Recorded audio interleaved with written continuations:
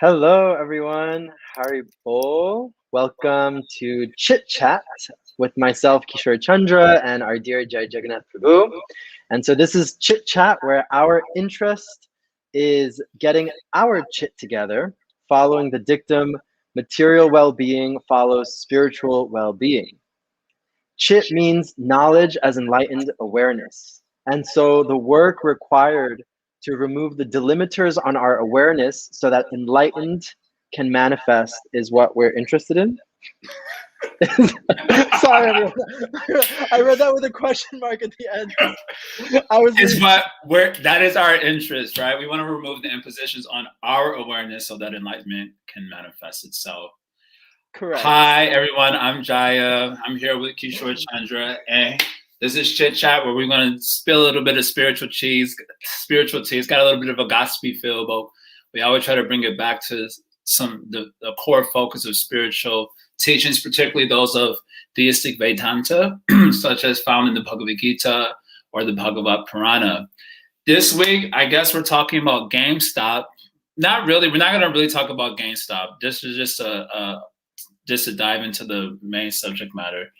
But you wanna give it a breakdown a little bit of what's going on? I'm gonna try my best, because Jaya and I were just talking, trying to understand like even the simplest.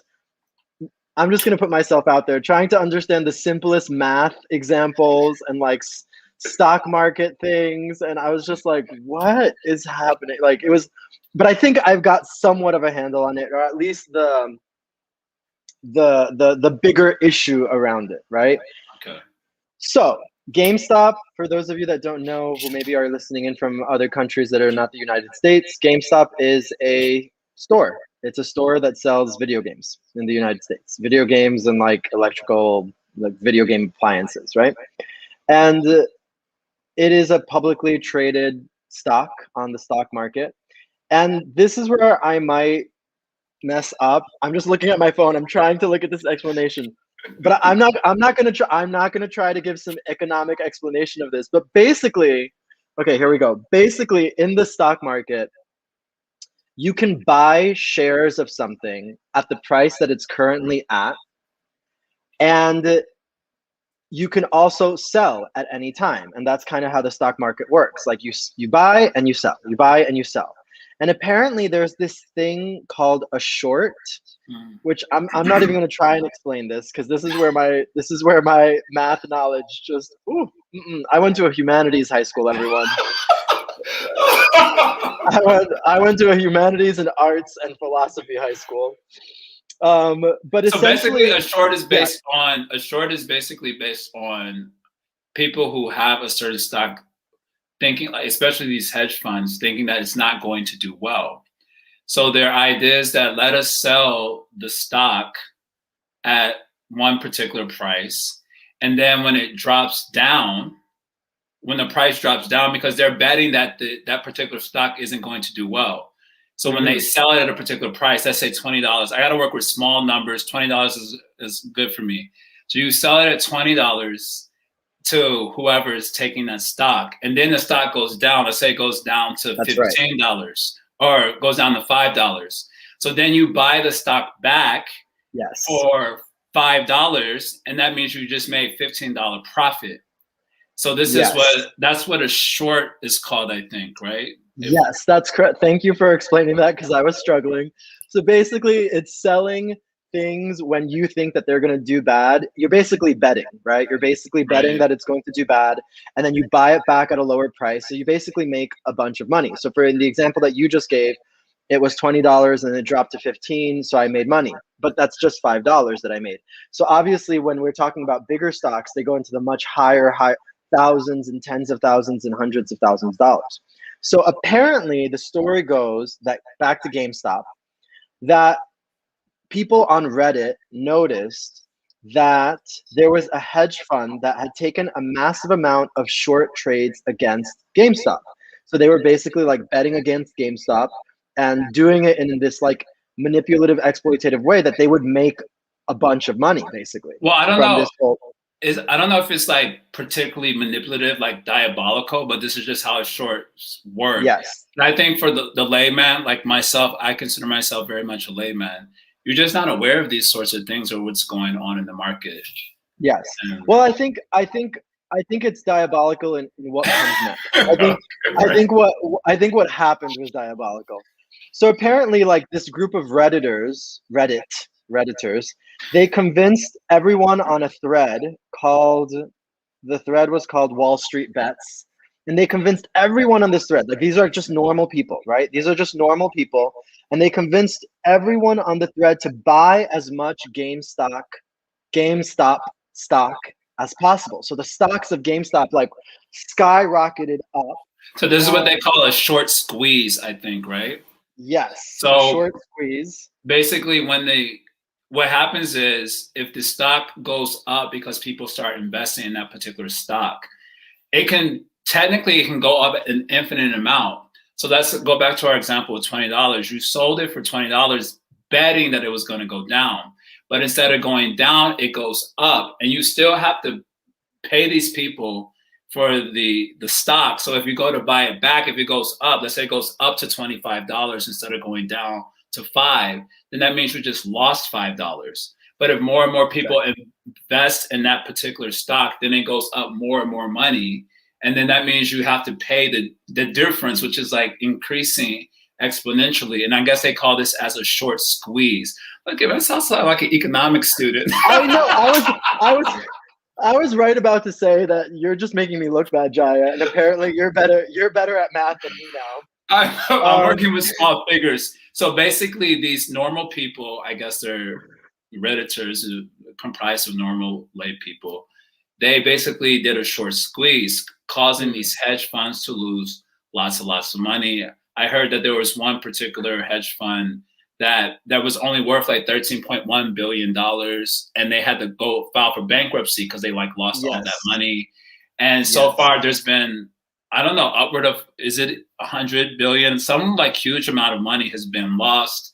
And so this has led to a lot of these hedge funds crying for regulations, like kind of stopping people from investing and crying for certain regulations around stock market, around this process, which has people like laughing and making memes. I think the most fun part about this whole thing has been the memes that have come out of it. You know, these sort of billionaires. And for me, the way that the story strikes me, again, as a lay person, I'm not super into economics. I don't know literally practically anything. I don't know math. So, but the way the story strikes me here, my friends, they all work in that I'm staying with my roommates. Two of them work in the QA field and different things, and they've been keeping up. They also have stocks in some of these things. So they've been trying to explain it to me, and I'm doing the best that I can to understand it. But at the heart of it, the way the story strikes me is that it's like a classic, you know, the billionaires are the bad guys or the favorites in a tournament, let's say. And then everyone likes what do you call it in a tournament when the underdog. The underdog, thank you. So the underdog is coming up and doing something, and then they're being shut down by these sort of manipulative processes. So it seems like a classic, the way it first struck me, it was like a classic, the story of the underdog coming into success and those who are in a position of power not appreciating that. That was like kind of the first way that the story struck me.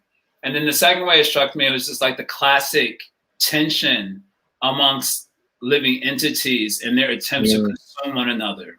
And generally those on the power end of a power relationship have an easier time consuming those with less power. And so those with no legs are food for those with legs, and so on. Those who have more power have an easier time consuming those with less power. But in this story, the underdog has shown some tenacity, some special foresight, and they're not allowed themselves to be consumed so easily.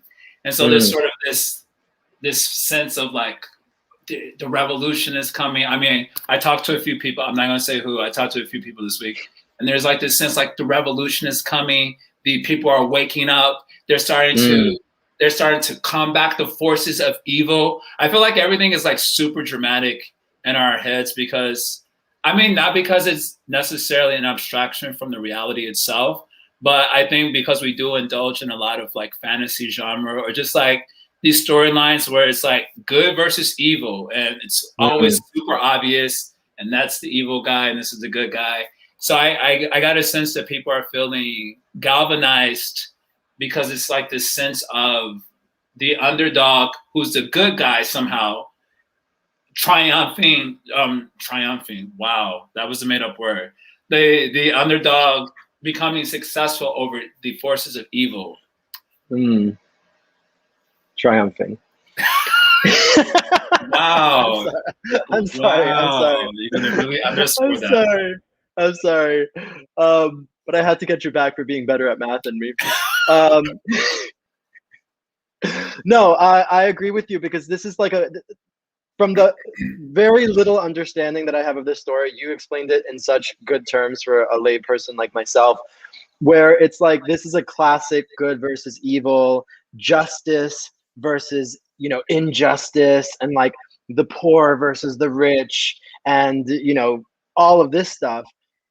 And I think it's really interesting because as we start to look at it from a spiritual perspective, right? It's like this is something that I feel like plagues, I don't know if plague is the right word. I think this is something that concerns a lot of people with spirituality. It's like good versus bad, you know, we're good because we practice spirituality and therefore that means that you're not because you don't, and X, Y, and Z.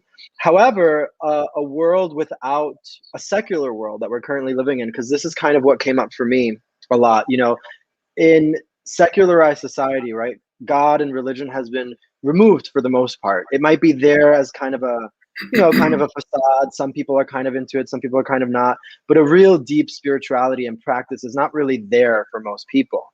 However, these archetypes, overarching archetypes of like good versus bad, and, you know, God and the devil, and, you know, heaven and hell, and like all of this stuff, like they're still there, and therefore they will manifest in different ways, you know. And I feel that in the biggest way that they manifest in secularized society is like this this fight for justice, you know, this fight for fairness, And I think that with this specific GameStop, Robinhood was the app that kind of started this whole thing. I think we missed that part of the story because Robinhood was the one that kind of shut down the Redditors, the people on Reddit, from being able to buy any more stocks. They just like shut it down. And so a lot of people were like, you know, crying out, being like, yo, what is this? Because all the Wall Street people, like, they don't have any regulations on them. They've done all kinds of shady business. I don't know if you saw this, but apparently, like, when big wigs and politicians and big corporations or whatever apparently knew about the coronavirus before like it became public knowledge that there was this new coronavirus, they like took out all of this money from stocks in like public health. Because they knew it was just going to go like all down, just stocks in general. They knew it was going to go all down. So they were tipped off. So they were just like, oh, I'm taking out all the stocks. And so people are just like crying out, being like, why do they get a pass? And here we are trying to like do something for the little man, for the little person, you know, and we're getting shut down basically. And so this idea of fairness or of good versus evil, I think it's really interesting. It is. And this is where the work of spirituality actually takes place, and I guess in my view, and I would argue what Shastra means the scriptural text, what it tries to help us. Let me define spirituality another way. Spirituality is basically adjusting yourself to the actual reality. That is basically what spirituality is. What happens as souls conditioned by forces of matter, we have a tendency to try to force the world around us to conform to our own desire. So even when we're talking about fairness and justice, etc., which are all noble ideas, and I accept that. But the fact of the matter is that these things are also part of the existence that we find ourselves embattled with at the present moment. And we don't like it for reasons that are obvious. But when we fight against that reality, like the reality that is actually injustice, the reality that is unfairness, the reality that is trauma. I would argue to some degree, not fully, I'm not putting my full heart into this statement I'm about to say, but I would argue to some degree, spirituality is not in trying to overcome those forces. Maybe you as an individual have a certain responsibility and pushing aside those particular forces at a particular point in time, but you can't do away with them because they're part of nature itself. Justice, injustice in this case, or unfairness, and so on. These are like forces that are actually part of nature. So whilst you may have a personal responsibility to push back against it, because that's your duty, maybe you're a police, you're a government official, you're a popular influencer, or whatever it might be. So you have some personal responsibility, at least you see it that way. The work of spirituality is kind of learning to adjust yourself to the way reality is manifesting in such a way that your consciousness doesn't get possessed by all these external forces. Now, you mentioned secular world. I had a really cool quote that this brought me. Hey, Preeti. I hadn't seen you for a couple of weeks, so I'm just hi. So you reminded me of this statement from my Aldous Huxley book about the devils. Sorry, I'm not really into the devils. It's just that Aldous Huxley had a lot of quotable things in his book, and he calls it a secular possession. Because normally when you think about possession, like in a religious context, it's like a demon entering your body. Like, I'm sure many of us have seen like The Exorcist, or I didn't see that one because I saw a preview with a girl's hair turning around, the body saying no. So I was like, no, thank you. But when you think of like a possession in a religious context, you think of it as a demon entering the body and taking over your faculties and doing something crazy. But there's also a secular possession, which was an interesting insight. And this is from Aldous Huxley. Can I read it? It's a good quote. And this is where I think the work of spirituality this is the part of the main work of spirituality, at least in the beginning stages, is learning to adjust yourself to the realities that are fundamentally suffering in this world and not allowing your consciousness to be possessed by those forces, which is what happens in the secular world. So here's the quote. Very awesome quote. You're going to want to pay attention to this one. It's super, super duper good. So no man can concentrate his attention upon evil or even the idea of evil and remain unaffected. To be more against the devil than for God is exceedingly dangerous. And you can insert God, you can insert spirituality for God or whatever resonates with you. Okay, every crusader is apt to go mad. He is hunted by the wickedness which he attributes to his enemies.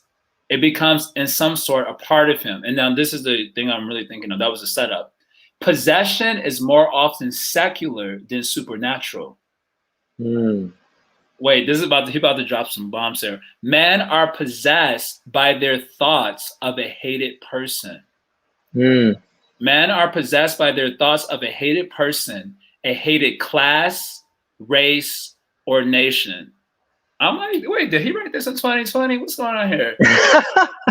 At the present time, the destinies of the world are in the hands of self-made demoniacs, which he means of men who are possessed by and who manifest the evil they have chosen to see in others. I find this to be a very powerful statement. It actually has this same statement in different forms 3 times in this particular book. And I feel this is where the work of spirituality, it has to be fought, because it is very easy to become possessed by the wickedness of a hated person. And even if it's even more easy when you can justifiably hate that person.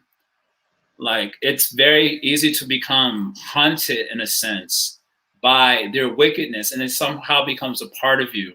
And so spirituality, again, I'm arguing this way for this particular point in this particular way, is learning how to understand that these things are a part of nature.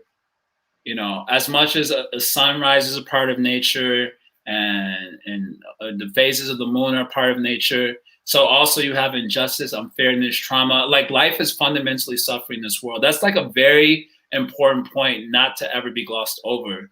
Dukalayama shastratam anityam asukam lokam. So this is like part of reality. And spirituality, while you may have your own personal duty to respond to those situations in the environment, which is, you know, wonderful if that's your particular responsibility, the work of spirituality is learning how to respond to those situations, even if you have to, without allowing it to possess you. Or, you know, possess your soul, so to speak, where that's all you become about, basically, and you lose sight of higher divinity as you become zoomed in onto this one finite reality, which is injustice or which is unfairness. And so we had a purport we wanted to read through a little bit just on this point, and that's why we're making this particular point. So we read it. Remember, you can do the reading for that. Sure. Do you want me to read? I'll read the verse and the purport. Yeah, let's go through some of it. Maybe not the whole thing, but this is like a really important verse. And this is when I'm making a case that this is part of nature. We have this particular verse in mind. Like Kishore and I, we like, let's discuss this particular verse because it's like really important, and relates to the theme that we're seeing here: the stronger entity trying to consume the lower entity, you know, fighting back, and people becoming excited about that and galvanized to revolution against and this sort of struggle is always at play. So this is part of the reality of things. And we have a really cool verse from you from the Bhagavad Purana. I think we're about to answer Kaylee's question, because Kaylee says a fundamental aspect of the material world is duality, which indicates there must always be both the corrupt and the benevolent.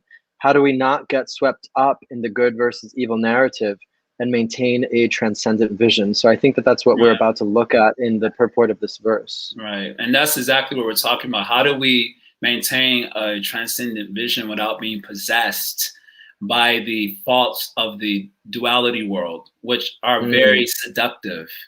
More seductive than temptation is hate in some ways. Yeah. And also, just like hearing you speak, just one little thing before we go into this. It's like, not only do we become possessed, but I think once you're possessed, like you literally become obsessed, you know, it's like literally all you can think about, all you can talk about. And that says something, you know, it's like, if all I can think about and talk about is like the evildoer and this and them, it's like, you start to sound a little crazy, you know? I'll stop talking about it when there's no more evil. I'm like, girl, you're going to be waiting a long time, man. Exactly. You're going to die before it happens, you know? Exactly. Okay, let's get to this verse. So we're looking at Srimad Bhagavatam, first canto, chapter 13, verse 47. And the verse says, I'll read it here. The verse itself says, "Those who are devoid of hands are prey for those who have hands. Those devoid of legs are prey for the four-legged. The weak are the subsistence of the strong, and the general rule holds that one living being is food for another." Jivo Jivasya Jivanam. Read the last paragraph first. That's a good one. Of the purport. Yeah, the last paragraph is the best one. The clincher, yeah. So it says, this is now the purport. It says, exploitation of the weaker living being by the stronger is the natural law of existence. Wait, so let's let that sink in. This is the natural law of existence. What was that? Exploitation of the weaker living being by the stronger is the natural law of existence. And you know what? I'm glad that you made me pause there, because I feel like so many people would hear that and be like, no, I don't agree, or like this and this, or exactly. But it's like, what about the world that you see in front of your eyes right now would cause you not to agree with that statement? Exactly. Like, you see a tiger eating a weaker animal, you see a human stepping on a cockroach. Like, what is it about the world that we actually see with our two eyes that tells us that this is not the case? Well, the thing is that I don't think that people are looking at the world with their two eyes, you know? I mean, I'm just saying, because I think like to use the language that you use, like I can speak for myself. I'm not going to talk about other people. I remember when I was possessed by ideologies, Right. by different societal or people's or people around me, their ideologies that were in my head, and I couldn't see what was around me. I couldn't really see the nature of this material world. I saw what I wanted to see, Right. and I was in that. So Such a fascinating thing itself, right? That's another topic altogether. But that's another topic. Okay, so let that sink in, everyone. Exploitation of the weaker living being by the stronger is the natural law of existence. Semicolon. Okay. There is always an attempt to devour the weak in different kingdoms of living beings. Fact. There is no possibility of checking this tendency by any artificial means under material conditions. It can be checked only by awakening the spiritual sense of the human being by practice of spiritual regulations. okay, let's stop there real quick. Just it's a very nice statement. You can't check this tendency by artificial means. Certainly, you can't check it in the lower species of life, which is obvious to us, so we don't try to stop that. Mm. Within human society, there's a sense that we can stop that. There's a sense that we have an ability, which is true, to rise above the material patterns of exploitation, which are kind of instinctual. There's something in the human species that can seek to go beyond that, but it can't be checked by artificial methods and conditions. Okay. I'm just laughing because Preeti says, boy, I wish secular society was listening to this. They would disagree wholeheartedly. Yeah, they would disagree. We want to make a case for this, though. This is because our community of spiritualists and devotees and spiritualists in general, there's a lot of conflating of spirituality with modern social whatever.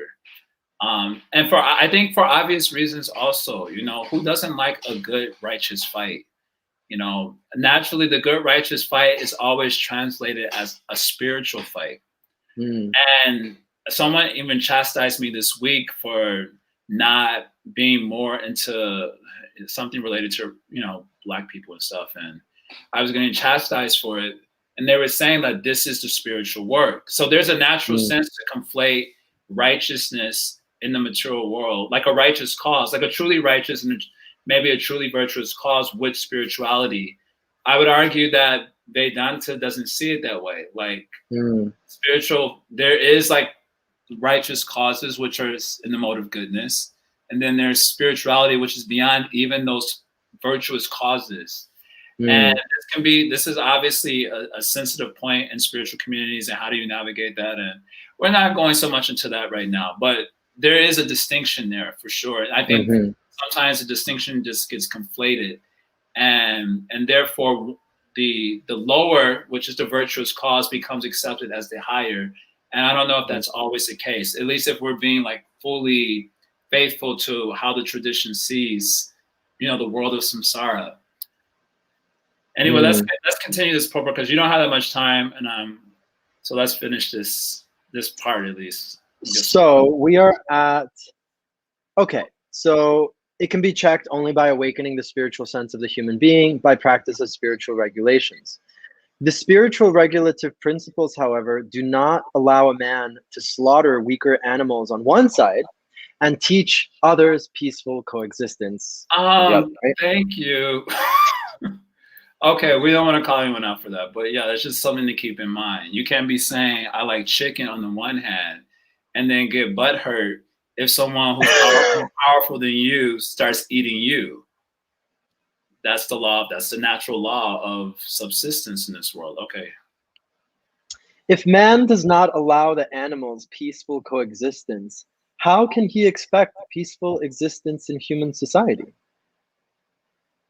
Right. The blind leaders must therefore understand the supreme being and then try to implement the kingdom of God. The kingdom of God, or Rama Rajya, is impossible without the awakening of God consciousness in the mass mind of the people of the world. Okay, so some final thoughts because you don't have that much time. I joined the movement when I was when I was in the Rahu period astrologically. Now Rahu is considered, sometimes it's considered an inauspicious planet. First of all, let everyone know, disclaimer, I don't know diddly squat about astrology. I was told this from several different parties who knew little more than me about astrology, not much. But there was something I was told that I found extremely helpful, so I wanted to share that. I enter, like a lot of devotees actually, interestingly, apparently they join the movement when they're in the Rahu period. So apparently when you're in Rahu, it's not very auspicious for your material life when you're in a Rahu period. So if you're like having strong material ambitions and suddenly you karmically enter into a Rahu period, then that's literally trying to go upstream in a very fast current, and then you're not likely to be successful whatsoever if you're in a Rahu period. So someone told me that when I joined the ashram right when I was in the Rahu period, and I was in Rahu for about, I don't know, like 12 years or something, 12 or 13 years I was in Rahu period. But I experienced it as like completely wonderful because that's when I moved into the ashram and I wasn't really pursuing material ambitions. I didn't, and so I was able to easily adjust myself in that period because I had a spiritual goal, which happened to be congruent, or let's say at least Rahu was very helpful in helping me stay focused on those spiritual goals. So the advice that I got is that Rahu is not bad if you know how to navigate it. It's like, okay, if you're going to have a hard time getting a penthouse, well, maybe this is a time that you go and pursue your monk desires that you had, for those few years while you're in Rahu. So it's like kind of learning how to adjust yourself to the reality that's actually upon you. So I'm using that as I wanted to make a comparison to say that similarly, nature moves in these different cycles also. These different cycles come up. If we were a little bit more in tune with nature, we could be aware of the cycles, how they move. Just like when it's wintertime, you put a coat on. When it's summertime, you put on your Speedos and your shorts and you go to the beach. So you know how to adjust yourself to the changing seasons. But we don't have the same insight when it comes to the changing ages. Actually, we don't have that unless you hear from scripture. You don't know that time moves in a cyclical manner also.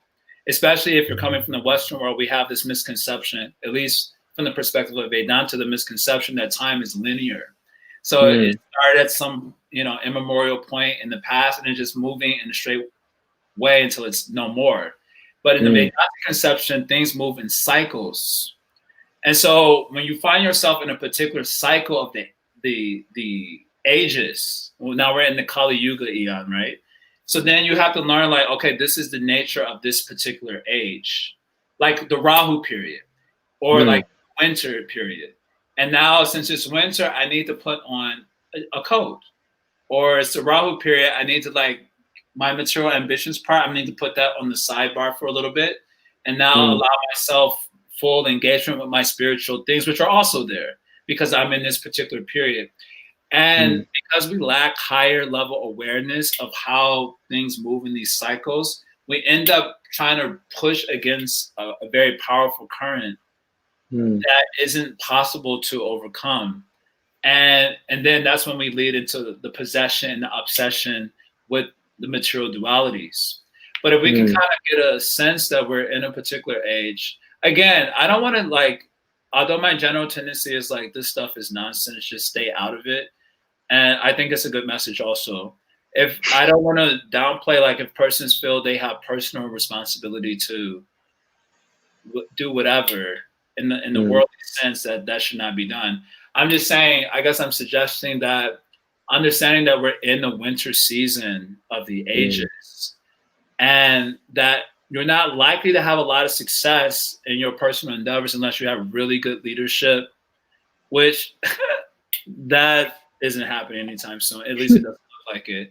And so this is a good time for kind of retreating, so to speak, into yourself and into your spirituality and understanding like, okay, now evil even is getting its day, right? Sometimes evil gets its day too. Just like in that, what was that movie called? The Avengers with the guy with the snap the fingers. What was his name?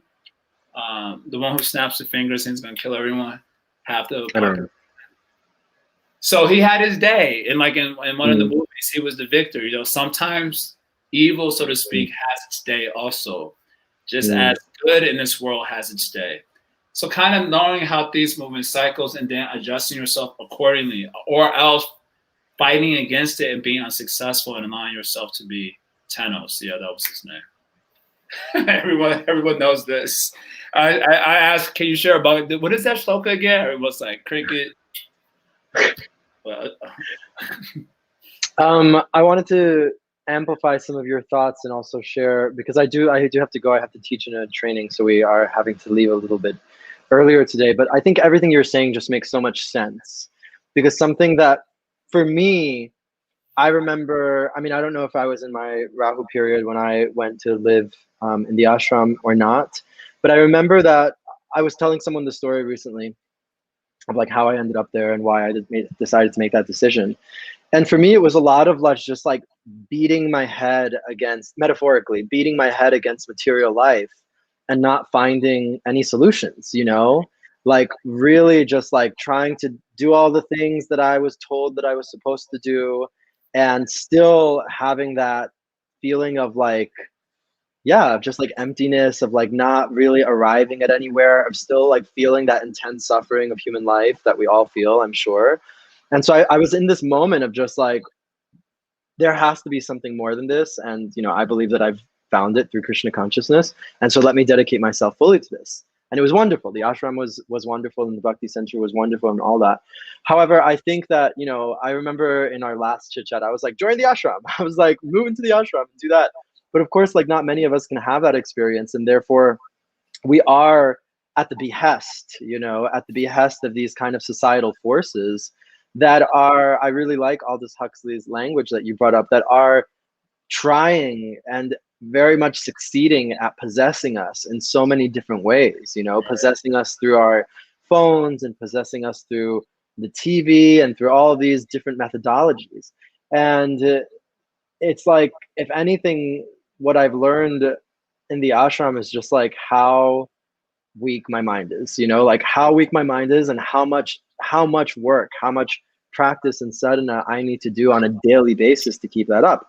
Because it's so easy to get carried away by the, you know, just to bring it back to Aldous Huxley's language, it's so easy to get carried away by being possessed by the, you know, this cause or that cause, or fighting this evil or fighting that evil. And it's like in those places, like we really lose ourselves, you know, we really start to lose ourselves. And I'm just talking about myself from personal experience that I've had in like trying to like fight the social justice fight, or fight this fight, or fight that fight. And it really ate away at me for a long time. Madhava Puri Mike is saying, we are standing on the last leg of truthfulness. And the truth is that the material reality cannot be reconciled, just tolerated. I love that language. Oh my God, I love that. It cannot be reconciled, just tolerated with Krishna's mercy, of course. Yes, absolutely. And I'm thinking about, I always, I love this verse, but I'm thinking about, oh God, it's the 10th canto, chapter 14, verse something. And I don't, verse 8, and I don't remember the Sanskrit at all, and I don't remember word for word at all, but basically Lord Brahma is saying that, you know, here in this material world, the devotee of the Lord is able to, you know, withstand all the sufferings of their karma and go through that, you know, and really go through that and stay happy and stay with, you know, your spirits high, and stay devoted to your Ishtadev, to your higher power, to Krishna, right? And that liberation at the end of it, you know, it becomes our birthright, because we've gone through this, like we've gone through the suffering of the world. And so I think the Vedic understanding of this is not like, let's try to change this material world, which I think, just going back, just tying it all full circle with this Robinhood app and like the GameStop thing, it's like, I think that that's what a lot of people are caught up in, this very like dramatic movie, you know, romantic comedy, sci-fi novel thing. And it's like, we're going to save the world, and there's going to be a revolution, and it's finally going to be like utopia, you know, it's going to be utopia, and it's going to be heaven on earth, folks. And I think so many people have that ingrained in them, and they might not even know it, you know, because they're possessed. Yeah, because, totally. Yeah. because they're possessed and they might not even know it. And I think that these stories that come out in the news are so fascinating because you really start to see like the undercurrent, like the underbelly of people's like values and like what they actually think. You know, people actually think like there can be this utopia or this heaven on earth, you know? And the Vedic understanding is like, no, like this is a place of suffering. This is the cycle of samsara, and actually our mission, our duty is to get out of this, right? And so in Bhagavad Gita we're taught that to get out of this we have bhakti and we have devotional service, and we're trying to move away from the three gunas like this. Priti is saying, yes, our problem is not that we think that there's happiness in this world, but that there is any happiness in this world. Oh my God.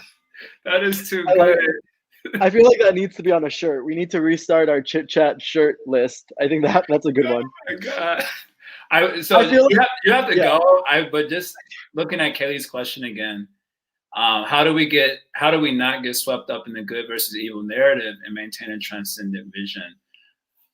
I think this is personal now. This is a personal suggestion. I'm not saying this is an absolute suggestion. The personal suggestion is to not participate in it, or to do so as little as possible. This GameStop story came to me not because I looked it up, but because my roommates informed me about it. And most of the things that I know after like the whole Black Lives thing over the summer, I personally was just like, no, I'm not with these people and know with the news and know with that. So what I come to know about these things are largely things that are sent to me by different friends and so on. I think that's the best way to maintain. Is you use the language maintain. You know, maybe we need to get first of all, but if you're talking about maintaining a transcendent vision, then it's probably best not to participate because there's nothing new under the sun. The good versus evil is a very real thing, and it manifests on many levels, including within our own souls, which we probably need to be tending to with a little bit more attention than we normally allow ourselves to. So that would definitely be my suggestion on that particular one. Yes, and I agree 100% with you. And as always, we're coming to the same conclusion, which is we're trying to get our chit together, our spiritual knowledge, our understanding of this material world and our relationship with God and how that all plays out essentially, you know, and so we can have this proper sense of relationship with the world as opposed to try and overstep, you know, and overshoot. Is that a thing? But you know what I mean, like overstep. Kavi is just saying that someone posted a meme of every Wednesday in January, Capitol building, new president, GameStop, and it's crazy to think it's only the first month and the US has gone through so much. And it's so interesting, right? Because like Jaya was saying, like you were saying, Jaya, it's like the good versus evil thing is nothing new under the sun. And it's like, trust me, folks, trying to find a news story to like gently talk about in these chit chats, it's not hard. Like literally there's something every single day of just like this churning out of good versus evil and this versus that and et cetera, et cetera. And it's the dualities, as we know. And so really our, you know, I guess I'll tie it up by just saying that what Srila Prabhupada is saying in the purport is that we really need to have that higher vision of life and just practice spirituality. That's it. We just need to practice our bhakti and we need to be dedicated to that. And I really like your suggestion, Jaya, because I think that this is something that we could maybe talk about at another chit chat, but I think that that's where it starts to be a divide, right? Where some people in our community will say, no, you have to get involved. You have to be involved. You have to know everything that's going on. And I agree with you. You know, I'm like, no, I think I'd rather put my attention, because my attention is already so scattered. You know, I'd rather try and put my attention towards my spiritual life as much as I possibly can and not not open myself, you know, to possession any further. If that makes sense. You have to run. This last meme, it's a meme. People talking about the good and evil in the world. I'm like, I'm struggling with the good and evil in me, and I'm not finding the good. Like, this is my problem right now. Where is the good? And I had shared this meme the other day where the meme said me trying to sleep at night, and then it says my inner demons, and it was a picture of Mona Lisa giving you the middle finger.